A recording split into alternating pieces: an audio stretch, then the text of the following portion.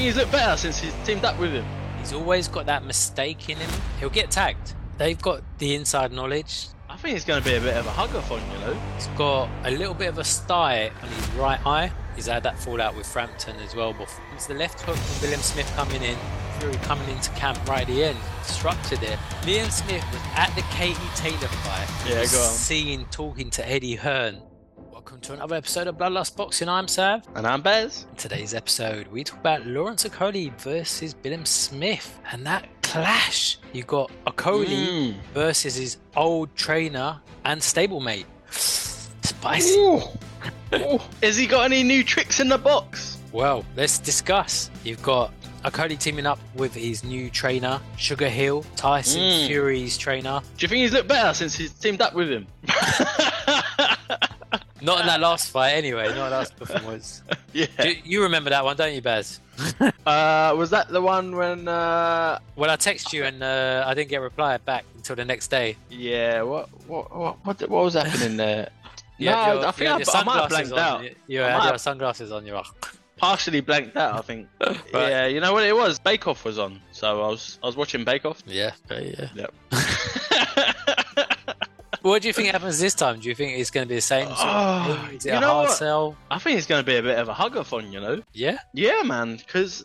Listen, I just rewatched Isaac Chamberlain fight with Chris Billam Smith again just now because I wanted to refresh my mind. And the problem with Chris Billam Smith, as much as he definitely has a higher punch output, he's a lot more exciting. Yeah, he's going to have all the Bournemouth fans there, isn't he? So it's in the Vitality Stadium in Bournemouth. It's a Sky Sports boxer show. Ben Shalom. Go on, sorry, just building up. Drum roll. Yeah. Keep going. But the only thing is that he invites too much pressure on himself. Spot on. Yeah. It's one of the things. He's happy to let the other fighter get onto him, get close. He doesn't like working on the outside. Every fight is a bit of hard work, really, isn't it? And it's... Yeah. That's the one thing I picked up on as well in like watching these fights. He's always got that mistake in him. Like he'll get tagged in a fight. And thankfully for him, he's sort of been able to get through most of them. He's got that one loss, I think, wasn't it? Was that to Riakporhe? I think it was to Riakporhe. Riakporhe, yeah. But he's managed to get through the other fights. But he always switches off, and he has that one mistake in him. Yeah. And the worst thing is, it actually happens quite early on. Yeah. Like you can't even say it's like the latter rounds. He kind of invites it on himself in the beginning. I don't know. I think there is a question mark on his engine. I think a little bit. Like, nah. His engine's good. I think man. so. Engine's yeah, good. I think he struggles a little bit, but he's definitely got a higher work rate than Okolie. 100%. Yes, man. Okolie's hugging most of the time, and when he's not hugging, he throws a little right left. He paces well. Okolie paces it well for himself, I guess. But yeah, he does hug a lot. He usually works the fight to his attribute. Yeah. I'll give Okolie that he does that. Which he can't do that again, though, can he? He might be able to, because if he works the jab and makes Billam Smith like follow him around, he could probably catch him quite easily with one of them big right hands that he likes swinging. And is that going to be the game changer? Because I don't think Billam Smith's gone up against a big puncher like Okolie before. Not yet. Is that enough for Okolie though? Just to rely on that? Well, you've got Shane McGuinn, his former trainer, training Billam Smith. They've got the inside knowledge, but then saying that, Okolie's got the inside knowledge on them as well. So does it even matter? Nah. If anything, it's probably in Okolie's favour, the situation, because he's gone off to a new trainer with new ideas and they'll come up with new tactics to fight Billam Smith, whereas... Has he though? He can develop. He can change his style. Try and change his style. Look, I think that last fight, he had some ring rust. He had ring rust. He looked like he didn't take the fight seriously. He just thought he was going to walk through it. A relocated country, new trainer. He's living in Dubai somewhere. New promoter. Then I said it to you at the time. I think Tyson Fury coming into camp right at the end disrupted it a little bit. Messed it up. Like there was a video of him body sparring with Tyson Fury, and he just looked so lackluster. It looked like Okolie had got Sugar Hill to train him, but it felt like, you know, it's like that awkward date, isn't it? When you're like out and you've got that third person there with you, and you're like, so when you gonna go then? And then obviously Tyson Fury didn't end up fighting Usyk or anything like that, so it was a bit pointless. But he hasn't had any of that distraction any of it this time round. Tyson Fury has been in Australia at the moment, isn't he? So he's had a clean camp back to back. That's a point. He's had Sugar Hill all to himself. And now, like, because that was his first fight under him, it always takes a bit of break. There's a bit of breaking in period, isn't there, between the trainer till they figure each other out. Sugar Hill will want Okolie to do well in this fight. Otherwise, it makes him look bad if he doesn't do well. Yeah, it's true. Okolie, so how do you see this fight going then? Talk to me. Tell me tips. There's a couple of little things I picked up on. Yeah. And you got Okolie, he's got a little bit of a sty on his right eye, I think it is. And it's actually quite noticeable on his right eye. He's got stars in his eyes. Stars in his eyes. What's that? I'm going to be singing for you. Stars in your eyes, that's it. The sky's the limit. That could be the pun if he loses, but I think it might cause him a bit of trouble, that sty. If he gets caught in there a couple of times, his eye might start shutting up. You reckon? Swelling up. Yeah. Because I noticed it after the last fight, he had a little bit there, and I thought that was bruising from the fight, but he's still got it there from the last fight. Got it? Yeah. He needs to go to better competitions or something like. But I'm just putting it out there that might plague on him if he gets caught a couple of times. The left hook from Billam Smith coming in, but you gotta be the only guy to mention this ever. This is why I picked the fights, man. This is like, I'm not giving you stuff off the shelf, regurgitating the same old stuff. Like, I see things that people don't see.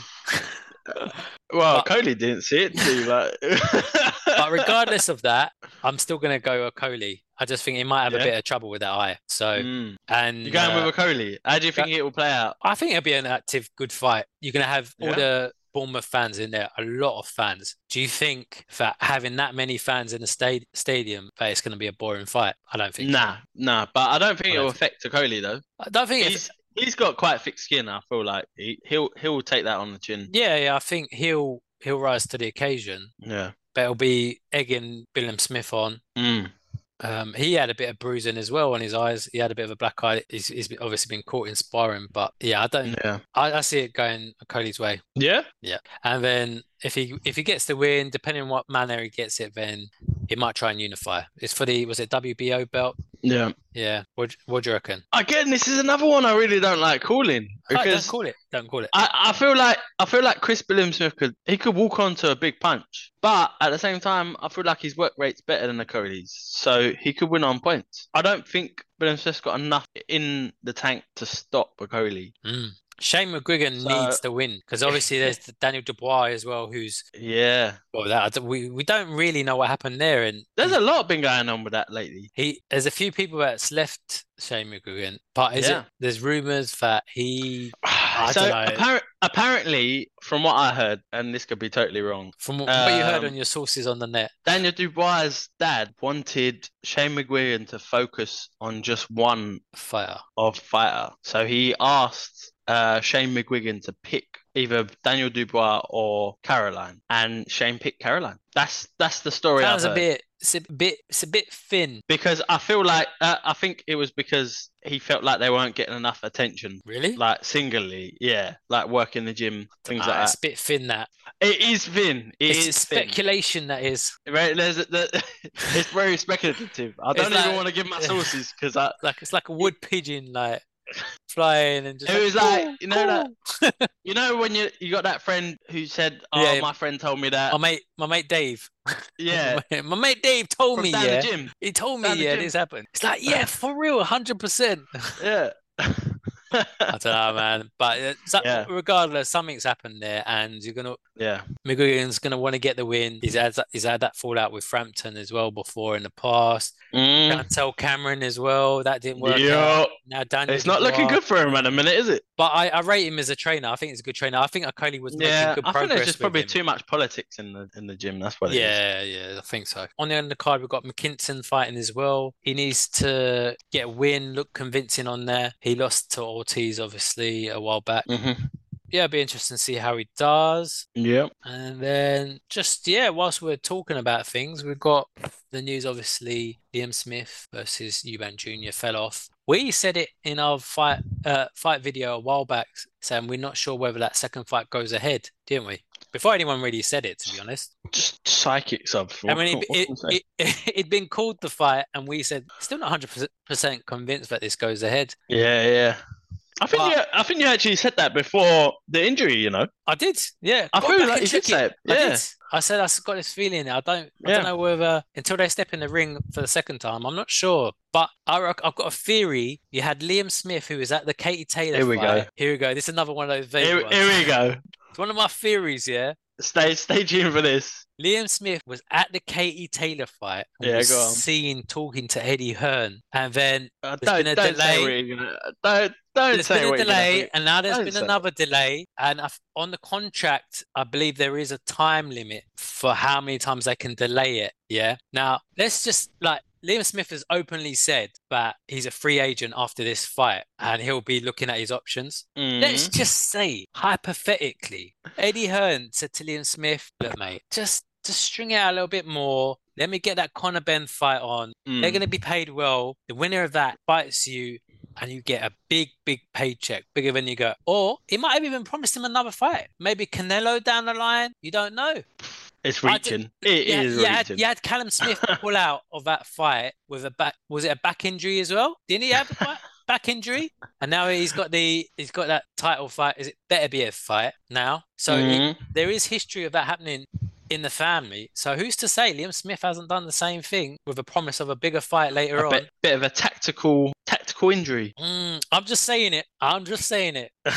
Gone to the same doctor who gave him the certificate. Yeah. I just thought I'd put that little rumor out there. Obviously, it's a rumor. I'm just thinking outside the box, maybe inside the box. Anyway, we both said Liam Smith win, didn't we? Yeah. We like to call it before it happens. So, except in that Katie Taylor fight where I got it wrong, but Yeah. Anyway, glad I stayed away from them. And the other thing as well, and we said it our last video on Chris Eubank Jr. and Liam Smith, we said that is there a change in the camp? There's a need to be a change in the camp. You said it wasn't working with Roy Jones Jr. And now, seemingly, David Haye has joined the group for Chris Eubank Jr. I found out from Haye, brother. He's my brother. It's a Turkish connection, isn't it? He used to train in Cyprus.